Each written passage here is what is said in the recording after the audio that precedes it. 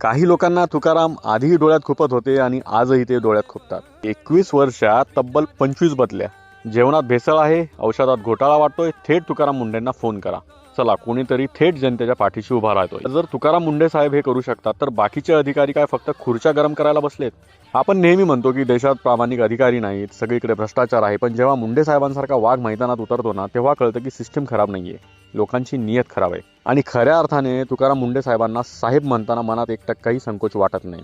पण विचार करा, जर महाराष्ट्रातल्या किंवा देशातल्या प्रत्येक जिल्ह्यात, प्रत्येक विभागात जर असेच तुकाराम झाले तर भ्रष्टाचार हा मुळापासून उकडून फेकायला वेळ लागणार नाही. भेसळ करणारे, लाच घेणारे आणि जनतेला लुबाडणारे थरथर कापायला लागतील. अशा प्रामाणिक अधिकाऱ्यांना राजकीय दबावापासून 100% सुरक्षा मिळाली पाहिजे. जेव्हा एखादा प्रामाणिक अधिकारी भ्रष्टाचाराविरुद्ध लढतो ना, तेव्हा त्याची जात पात, राजकारण ह्या गोष्टी बाजूला ठेवून जनतेने त्याच्या पाठीशी थांबायला पाहिजे.